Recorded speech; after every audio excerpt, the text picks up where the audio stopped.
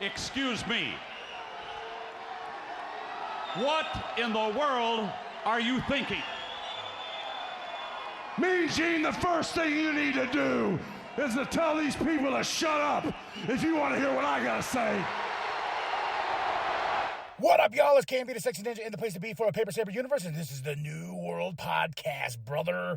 And we're talking about SmackDown, December 8th, 2023, 21 years of tribute to the troops. JBL, Kevin Patrick, and Michael Cole on commentary, and I gotta say, I really like JBL on commentary. I missed him, especially his little banters between him and Kevin, man. That shit was just great. They started to show off with the War and Treaty, singing God Bless America. Very beautiful. You know, I love tribute to the troops. It's one of the times that I really do get patriotic, and you know, I thank the people in the that are serving and everything like that. And I love that the fact that WWE has been doing this for 21 years, and we start this off with a tournament. I was like, what's the word? It starts with the T. For the United States Championship #1 contender tournament, we have Dragon Lee versus Santos Escobar. Oh, man. I had a lot of fun with this match. I mean, like, two luchadors just going straight at it, man. And I like what JBL said. He's the empire of lucha is Santos Escobar. And JBL commentary, and it's just a good time. And this was a good match, man. Santos Escobar got the win. He's going to be moving on. I'm seeing him as the favorite to go all the way to take on Logan Paul, because Dominic comes out. You know, Dominic has a big match with Dragon Lee at Deadline, NXT's Deadline. So a lot of stuff happening there. And Dominic gets up, spits in Dragon Lee's face, and we're going to see what happens, man. I can't wait because Rey Mysterio is going to be in Dragon Lee's corner. Nick Aldis is backstage with Randy. Randy comes up, he's like, hey, man, why are you teaming me up with Nick Aldis? Not Nick Aldis. Why are you teaming me up with the LA Knight? You know, like, I don't know him. I barely met him. You know, now I have to trust him as a tag team partner? And Nick's like, hey, I make the matches around here. I want to see that match. So that's what's happening tonight. And Randy's like, whatever. And I like he gives him a check. He goes, this is $100,000. The fee after he RKO Nick Aldis was $50,000. He goes, oh yeah, that's for next time. I was like, oh, I want to give away $100,000 and be like, yeah, don't worry about it. Cody Rhodes comes out. Nothing really big here. No, you know, basically they brought Cody out, you know, to celebrate with the troops, to show the package and stuff like that. He's got a big match coming up on Monday Night Raw with Shinsuke Nakamura. I really didn't mention Nakamura. It was just more or less he's going out there saying thank you to the troops from WWE and everything like that. I think Cody's going to be that John Cena role, you know, because John's been doing it for so long. You know, he's been out there in the forefront for people in the service and everything like that, you know, and I think Cody Rhodes is taking that mantle. That's what I got from this. Then he introduces the United States Drill Team. Pretty cool. I watched them and I was like, damn, how did they do that? Especially with the one hand, you know, and it was really fucking cool. And there's really a lot of great stuff in between the pictures of showing them for how long they've been doing this. And I remember the first tribute to the troops. I think I still have that DVD, and I had the dog tags that came with it and everything like that. So, we got Brad Nessler. He joins commentary. Famous Brad Nessler, who calls the game, the Navy, the Army and Navy games.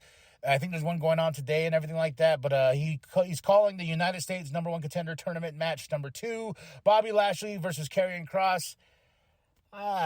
And you know, and Bobby is a vet. That's crazy. Like when they mentioned that in Montez Ford too, that's just crazy. That's crazy, man. It's awesome. And the Bobby Lashley getting a big pop, looking better than ever. Takes on Karrion Kross. I feel bad for Karrion Kross because Bobby Lashley got the win. He's moving on. He's going to be a big threat in this tournament. Street Profits come out and they celebrate. And the crowd is chanting for them.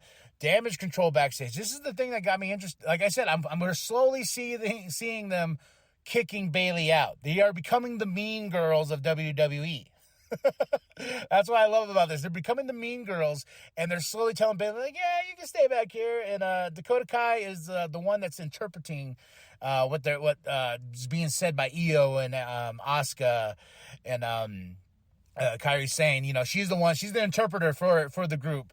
And be like, yeah, Bayley, we kind of all agree. You should just stay back here. So, CM Punk up next. Oh, my God. When he comes out and he takes a look at that world championship on that fan's shoulder, I was like, oh, baby, man. WrestleMania, I feel it. And he's calling, and he said, hey, would you want to see me on Raw? Would you want to see me on SmackDown? Or would you just like to see me throw 30 superstars over that rope, in the Royal Rumble and then point at the sign? I was like, oh, God, everything in this promo was fucking fire. He calls out Roman. He says, I acknowledge you, my tribal chief, but guess what? I'm the OG Paul Heyman guy. He was my wise man before you. And, this is all he got. And Punk, he mentions, he's like, hey, who we're talking about stuff, but who do you want me to talk about? He mentions Kevin Owens, talking about Randy. And, of course, Seth Rollins, the elephant in the room. He says, he goes, his annoying voice, and he's not even the man in his own family and everything like that, taking jabs. And he's going to be on Monday Night Raw to make his decision on where he's going. And he's also going to get a call from Shawn Michaels about NXT. I'm like, he's really building up. Like, what is he going to do? Is he going to show up on NXT? Like, who's he going to, you know what I mean? Like, I was just like, there's so much possibilities. And in this promo, he laid it all out there. And he is the monkey wrench that is going to be, that fell in, that is changing the course of everyone's stories. He says what he needs to say, and he gets a little spicy. He even, oh my God, he's like, yeah, me and Kevin Owens got a lot in common. You just can't go backstage and punch people in the face. It's 2023. You shouldn't do that. And just that devilish smile, and he says his goal was is finishing what he started and to main event WrestleMania. I was like, holy shit. Oh my God. Punk is laying everything out there under the sun, and he's like, hey, this is going to happen. So great fucking segment. I have it on my phone just because I've been rewatching it. It's so good. It's so good. Then we have Charlotte Flair versus Asuka next. Punk's backstage. He's looking at the bloodline door, walks off, runs into Kevin Owens. He's like, hey, you see Nick Aldis's office? And he's just like, no. And he goes, all right. And Kevin walks off, and it's more the teasing in the promo, and also now the teasing of the backstage stuff. Triple H is doing such a great job. I think him and Punk are just coming together on this, and Charlotte Flair versus Asuka. We should be excited, right? The match, poor Charlotte got hurt during the commercial break. They went up to the top rope and they slipped, and she looks like she snapped her leg really hard on the rope. Because when they came back, Charlotte was on the mat. She's laying there. They're like, oh, my God, is she okay? Is she okay? She got up and she finished the match like a true professional.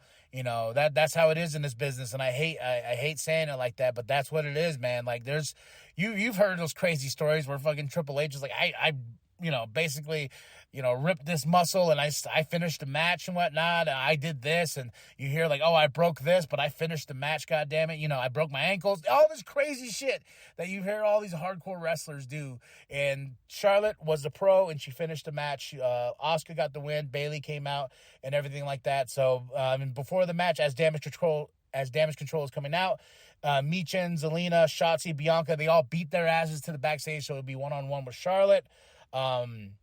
But Bayley, and I don't think this was the finish. I think Charlotte legitimately was hurt, was trying to finish the match, and I think the Bayley out there was supposed to cause a distraction for Charlotte to win.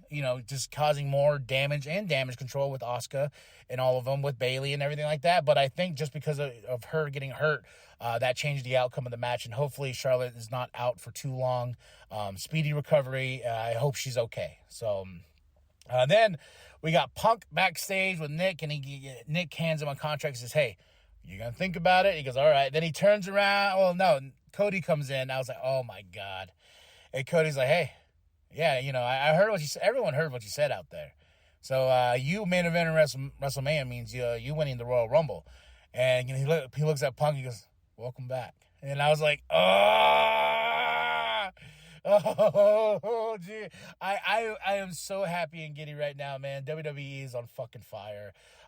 Then we have Randy backstage with LA Knight. He's like, you ready? He goes, Yeah, and I'm like, what's going to happen? And then Punk walks up, and it's just more like, my God, check my pulse. My wife's like, you're sweating so bad. I'm like, because the world is on fire, and I fucking love it. Punk is here. I'm just like, it's a hot fever fucking dream right now, man. And that Punk's back, and I love the shirt. Hell froze over. I need that shirt in my life.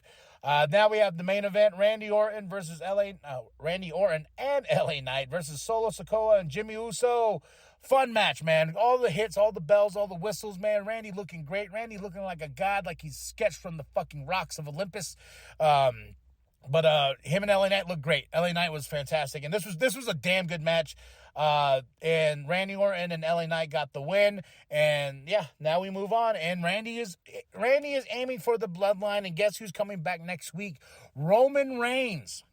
Punk even mentioned Roman Reigns in his promo. Like now I'm just more like, oh shit, what's gonna happen next week, guys? Huh? What's gonna happen next week? And my wife's like, calm down. I'm like, I can't calm down. Oh my gosh, what's going to happen on Monday Night Raw? We're going to bleed this Seth and Punk thing for a little bit, and we're going to finally see, we have to see it at Mania. That's a WrestleMania-worthy match right there, is Punk versus Seth Rollins for that championship. And, now I love the fact he says he's the monkey wrench that got thrown into this thing. And it's true. It's true, because they probably had a course, and now that this deal came together and Punk's here, he's home. So many possibilities now. And that's what makes good television. That's what makes good storytelling, and that's what makes this sport so fucking special. So we'll see what happens, man. Good, solid 5 out of 5. Tribute to the troops, man. 21 years. That's crazy. I look at that. I hear that number, and I'm like, oh fuck, I'm old. I was there for the first one. But all right, y'all. Tell me what you thought of the show. Drop those comments below. Hit that like. Hit that subscribe. Share it with your grandma. Share it with your grandpa. Share it with the bum down at Walmart. I am KMB the Sexy Ninja. Go to ProWrestlingTees.com/New World Podcast. Get yourself that sweet logo by Penta X. And remember that the New World Podcast is for life, brother. Oh. Someone said Kevin Owens.